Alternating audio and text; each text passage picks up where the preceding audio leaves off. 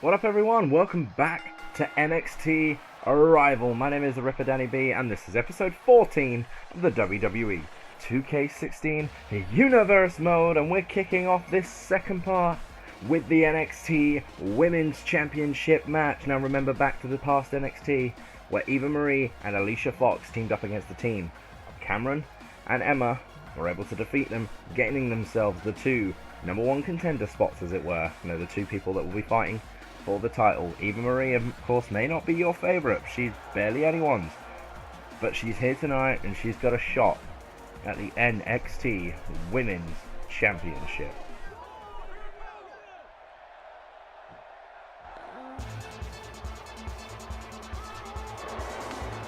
Party, baby! Alicia Fox, who was, quite frankly, a random late addition to my NXT Women's roster, just to give it a fourth girl, really. She's here tonight and she's got the chance to be the first NXT Women's Champion on my Universe Mode. This may not be anybody's favourite, but quite frankly, with the 4 horsewomen missing from the game, not to mention a few others that we wouldn't mind seeing, it's the best we got. This is what we're going to do. Alicia is here, ready to kick some ass, sort of. I wonder how they decided which haircut to give her. Seems to change every 6 weeks or so. There we go, Alicia Fox though. She's here and she's ready. She also happens to be one of the longest tenured NXT Divas. NXT Divas? Shut up, Dan. She happens to be one of the longest tenured NXT. Oh, I did it again! Twice! What's wrong with me? WWE Divas. And yet she's here competing for the NXT Championship, because that's about as far as her. I think I need to go to bed, start again. Should we try that? Yeah, okay. Right, I'm back. She's still here competing for the NXT Women's Championship because her career has not really been that stellar. I mean, let's face it, she spent the last few months being nothing more than the backup girl for Nikki and Brie Bella. Which, you know, is a brilliant position to be in. You know you've achieved something when the best you can manage is back up to the Bellas. But anyway, here we go. I might actually get some words out right in a minute. Alicia showing a little bit of aggression there as she goes after Eva Marie. Yeah, I might get this all right in a minute. That was not a good start, was it? Still, if you didn't catch the first part of NXT ArRival, it was uploaded earlier today. Go back, check it out. We saw an NXT progression match, and we saw the Tag Team Championship decided. It was a pretty cool part. I enjoyed it. But we're now on to 2 parts. God almighty. We're on to part 2. I'm very, very tired. I had a very long day yesterday. Decided to take a walk with the wife, and we were out for a few hours, and I'm not exactly the most stable person on my feet anyway, so I'm knackered. But I'm still going to try and get this part out. Try and get it to make a bit of sense for you guys. We've got this match here. We've got the NXT Women's Championship match, and of course the NXT Championship match, the male match, is coming up after this. Baron Corbin, the number 1 contender, faces Finn Balor, the champion. Eva with a nice counter there. Be interesting if Eva Marie ends up becoming my first NXT Women's Champion. You know, it's a bit of an odd spot to be in. If the worst Diva on the roster. No offense to her, mind, but let's play it as it is. She's quite possibly the most hated Diva on the roster at the moment. Main roster or NXT, doesn't matter which way you look at it. Good reason too. I mean, she's playing up to it, right? She's got, you know, an interesting. Well, what am I going to say? I don't even know. She's got an interesting position right now because she's managed to generate some natural heat. Just from her attitude over the past couple of years, really, and the backlash from the booking of WWE. It's like the same problem we had with Cena before, and the same problem Roman Reigns is facing now is when you ever book someone, they just become naturally hated. You've got to kind of let things happen semi-organically, like guide the people, don't tell them what they want. And that's the gist of it, really. Here we go. Eva is in control at this point.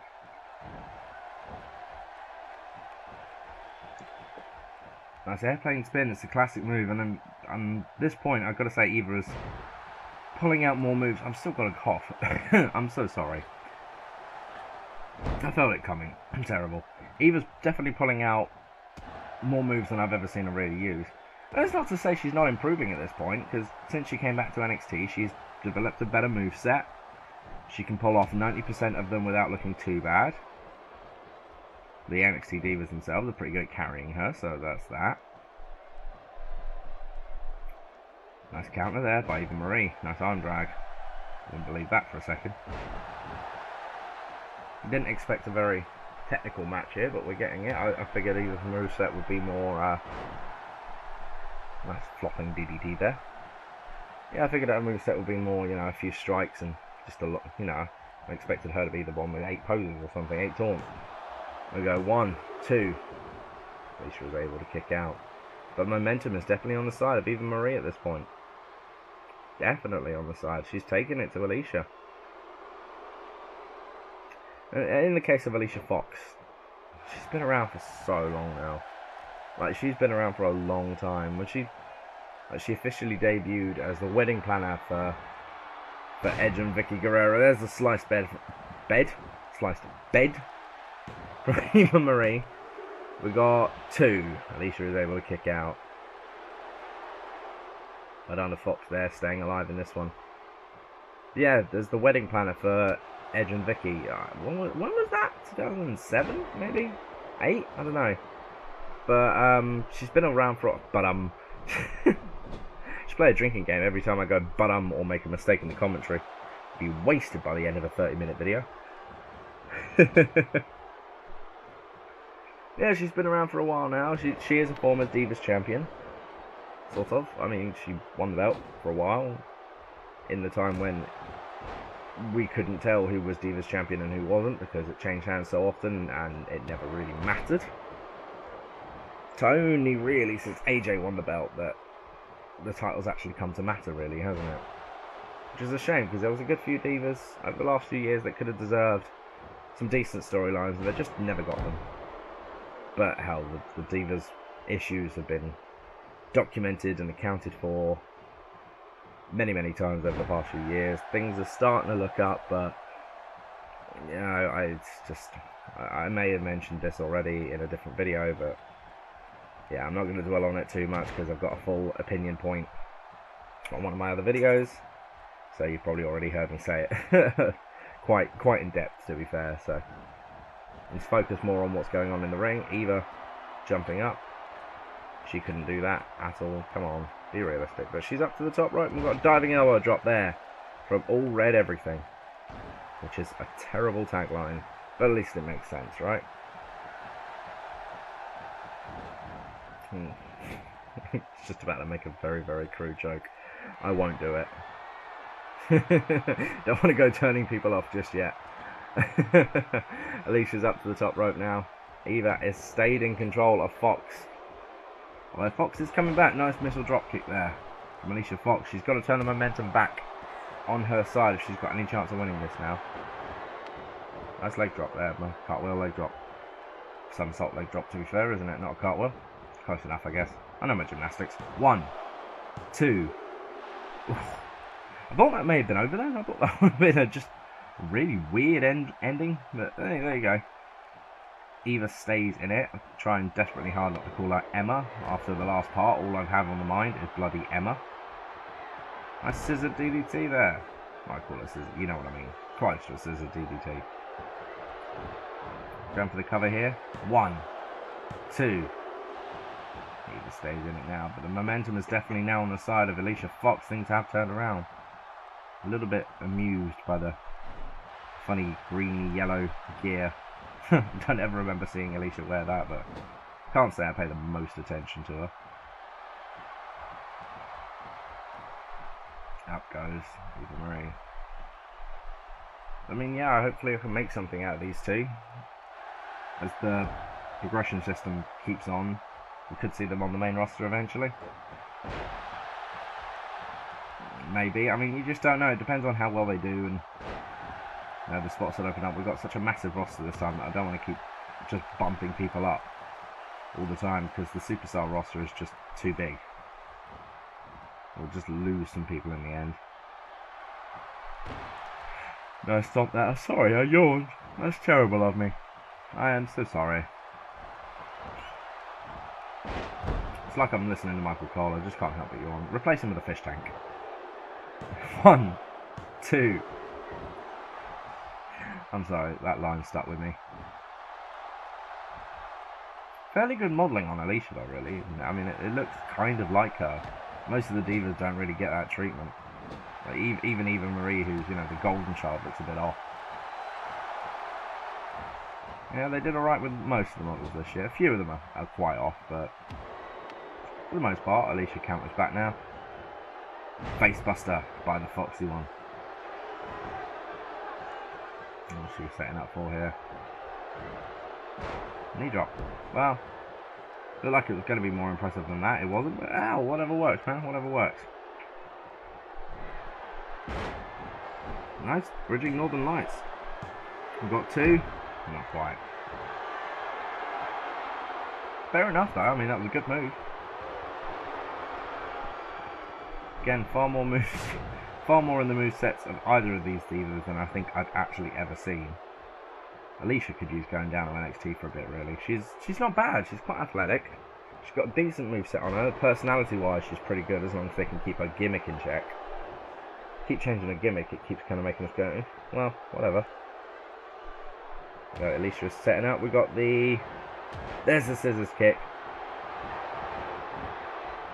She's going in for the cover here. We got 1, 2, 3. She's done it. This was all Eva Marie in the early stages, but Alicia Fox was able to come back here on NXT ArRival and claim the NXT Women's Championship. Excellent, excellent showing there by Alicia Fox. What she can do with it in the future, we'll just wait and see, won't we? But there was Eva Marie there with the sliced bread. I know she does try and use that move, but she doesn't really do it very well, does she? First time was pretty impressive. It's like, well, God almighty, what's wrong with me? It's like, well, okay, Eva Marie's learning some new moves, interesting, you know, but didn't stick that way, did it? Just seen a few botches after a few botches here, but I'm a little bit behind on my NXT viewings at this point, so I don't know what she's been like the last couple of weeks, but yeah, she's not that impressive in real life. But I mean, all the luck to her in the world for the future. You never know. You never know. Bella's got half decent in the end, didn't they? So it was a bridging Northern Lights there by Alicia Fox. Looked like that could have been it then, but Alicia wasn't done. Eva Marie had the early flourish, but it didn't stay that way. Alicia took over mid-match, and it was all her after that, and she went all the way through. So that scissors kick there. Popped Eva Marie down for the cover. We got 1, 2, and 3, baby. That was it. That's all she wrote. There is your winner and first NXT Women's Champion, Alicia Fox. Great first match, but now we have to move on to our main event for the evening, and it is for the NXT Championship. Congratulations, Alicia. To our main event this evening now. Nah, she's just gonna celebrate that a little bit longer. Why wouldn't she? She's achieved something. Anyway, as I said, on to our main event for the NXT Championship. And introducing first from Kansas City, for God's sakes. He's Baron Corbin. Baron, who went through Sami Zayn in a #1 contendership match to get this spot here tonight, looks to unseat the nearly unstoppable Finn Balor. An interesting match. I know Baron Corbin's not exactly a big favourite in NXT. The fans don't really like him so much. Maybe some of you aren't a big fan of him, but I am. I like Baron Corbin. Something about him, that kind of badass attitude that he's got, it's not put on, it's not designed for the camera. He is just that kind of lone wolf badass fella, and I like that about him. That gives me a kind of, forgive me for saying this, but kind of an Undertaker vibe. I don't give a rat's what you think about me. I think I'm the top dog, and that's good enough for me. So I like that attitude from Baron Corbin. Is he a great wrestler? No, but he's 6'8", 300 pounds. He doesn't bloody need to be. Baron Corbin setting up. They got the face all right on Baron, but the hair's all wrong, really, isn't it? You gotta do it the best you can, I guess. Number one contender waiting in the ring for the arrival of the champion. And here he comes. Quite possibly the most famous and respected NXT wrestler to date. The man who came in last year and from day one took over NXT as his own.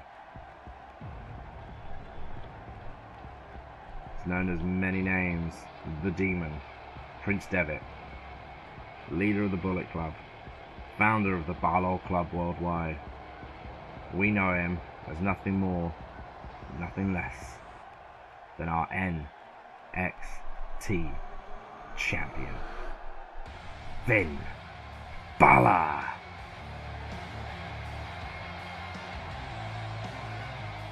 Finn Balor won a fatal 4-way ladder match on the WrestleMania pre-show to earn that championship. Since then, he's proved to be a decent champion. This is his first big defense of the title. Can Finn Balor continue his hot streak? Can he continue his momentum as we move forward in our NXT Universe mode? Well, full WWE Universe mode really, isn't it? But I love this entrance, man. I always have done. The music, the atmosphere, everything, especially as the Demon, and the fact that they captured it in the game, they properly got it down. They changed Finn Balor, so it is awesome.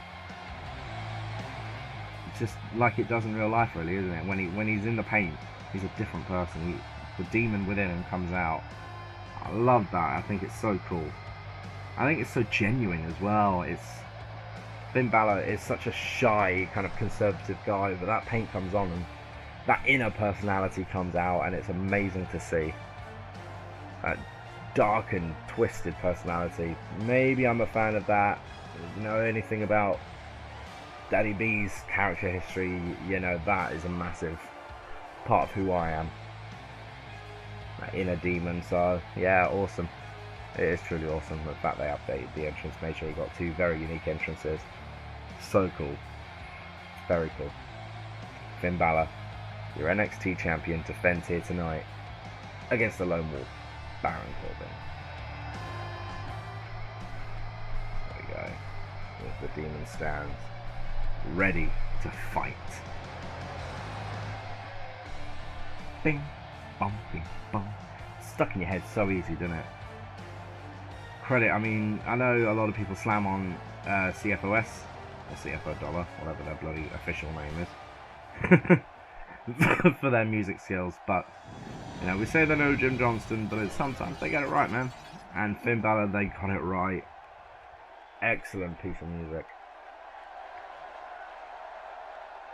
Oh, a bit of a jump there, never mind. Here we go. NXT Championship on the line! And Baron takes it straight outside.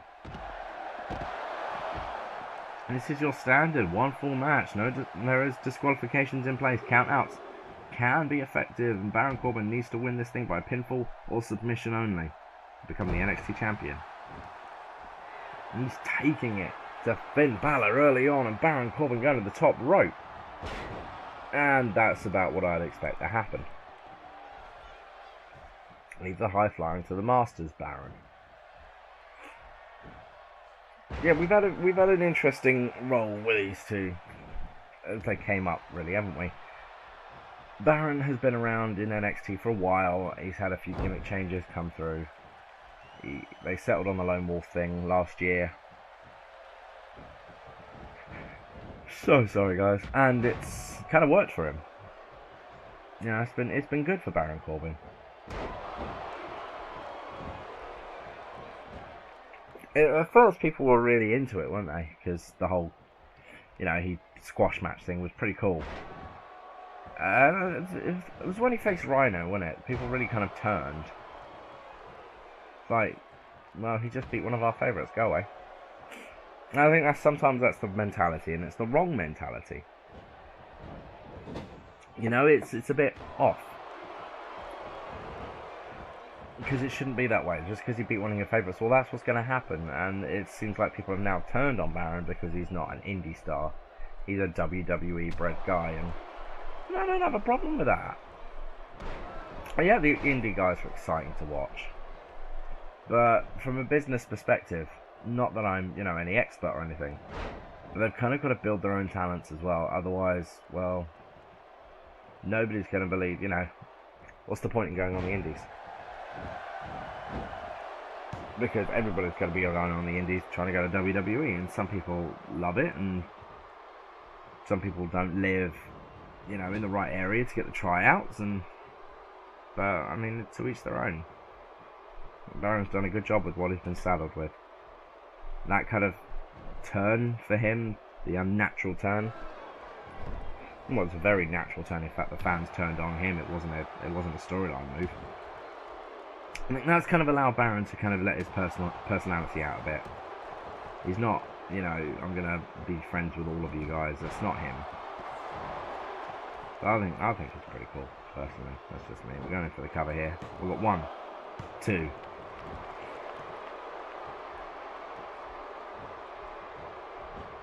So I mean, I see great futures for both of these guys in WWE.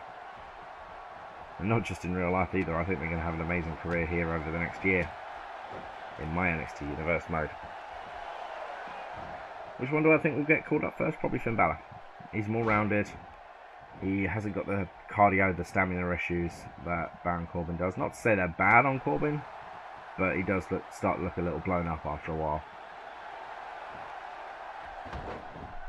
Nice knee there by Finn Balor, the champion, in control of the challenger at this point. Of course, anything can change.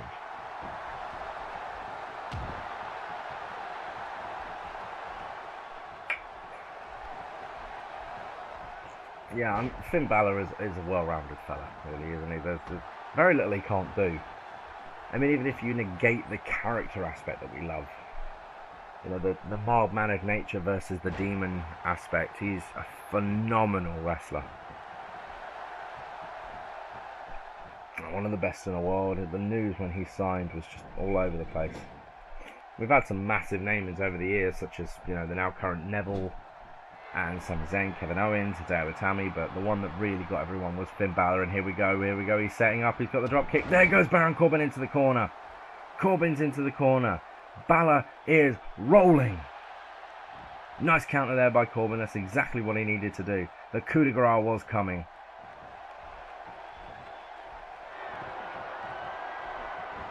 Instead, he's going to do something a little more interesting.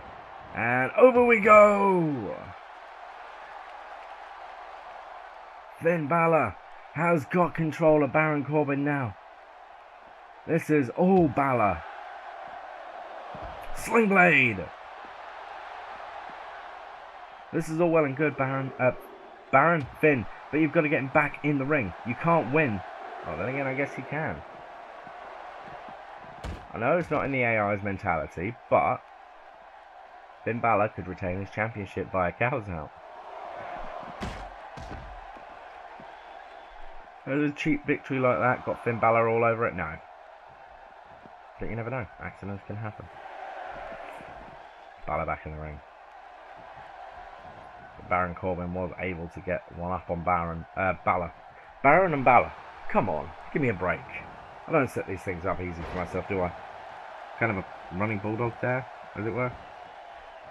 Didn't really connect properly, did it? And Baron Corbin going for the unable to win submission. That's such a stupid name. Oh, I don't even know anymore. We're only on, what, episode 14, and I keep feeling like I've just run out of commentary already. Got to talk about something, don't I? I can't just sit here and call the match, because you might as well watch bloody Monday. Well, actually, no. If you want to do a match called, watch NJPW. That's when you want a match called. Come back there from Finn Balor, landing on the sling blade, finally. All on his side right now. Baron Corbin is getting a few flushes here and there. But he's not finishing up. We're going for the drop kick again. Balor sets up and BAM! There goes Corbin. Can Balor follow it up this time? Nice at the corner powerbomb. To finish this, he's got to get up to the top rope though. We've got to cover first. 2. He should have done. He should have gone up high. Pinning Corbin allows Corbin the chance to get up. Get away from the coup de grace. High knee by Balor misses and Corbin takes advantage. Never mind. Once again, we have ourselves a good back and forth match here. Gutbuster there. By Finn Balor. Isn't that like Darren Young's finishing move? He just has it in his moveset. Hey. Balor's going up now. Coup de grace is coming. Is it?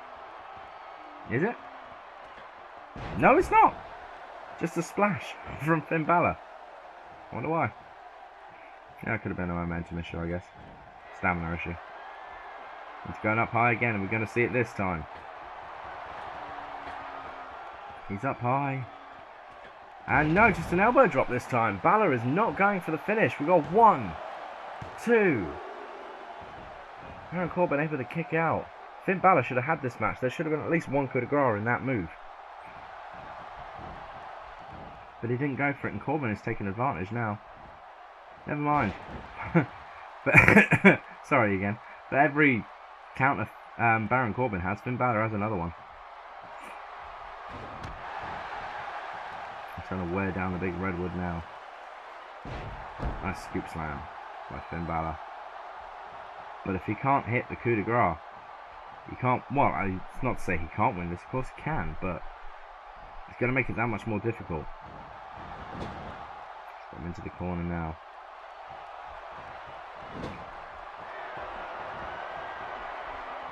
We're going for the drop kick for the 3rd time. Baron Corbin is going to take it for the 3rd time.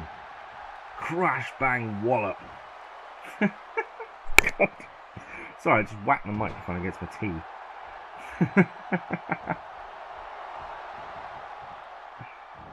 This must sound awful to most of you guys. I'm so sorry.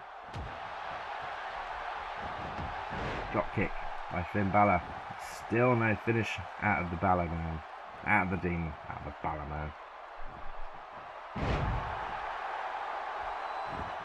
This is interesting because momentum is on his side.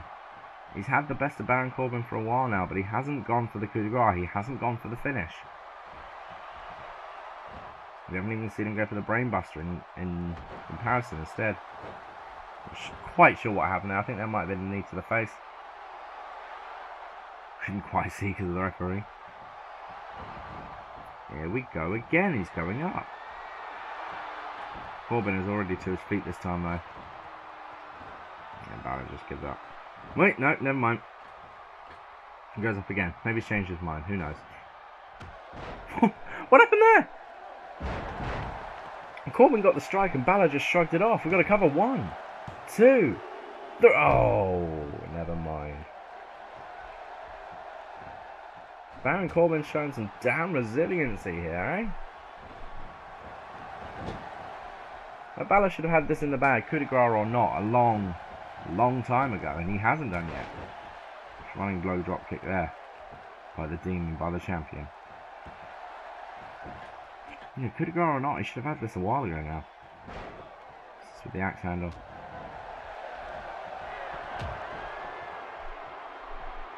And in comes Balor. I couldn't quite name this move before, and I'm still no better off now. But Finn Balor has taken that heavy hitting of the ropes. Fair play, the ref actually saw this one. Finn Balor's still in it, but Baron Corbin is now in control, and Finn Balor is in trouble. He's setting up, and here we go with the end of days. That's got to be it. 1, 2, 3. He's done it. He's done it. Baron Corbin has unseated Finn Balor as the NXT champion. My God, Balor had this so many times, but he never finished it. He never hit the coup de grace. If he'd have done that, if he'd have gone for that finish, he would have had it a long time ago. But for whatever reason, he didn't go there. Baron Corbin held on and held on through moves like that, through that top rope. Was that a Conhilo? Or I don't know. I'm not really great on those moves. Let me know in the comment section. There was the drop kick, one of 3, maybe even 4 in the end. I lost count. And the out the corner powerbomb. It all looked to be going Finn Balor's way. He looked to be in complete control. He had Corbin for most of this match, but when it mattered, he couldn't finish it. Corbin could. As we see him set up here, after all that time of just wanting Finn Balor to just do something useful, the end of day strikes, and a single finish from Baron Corbin is enough to put down the NXT champion. My God, the face of NXT has changed tonight. My name has been the Ripper Danny B, and this has been NXT ArRival. Don't forget to tune in tomorrow for episode 15 as we return to Monday Night Raw. Thank you very much, and don't forget to like and subscribe. Peace out.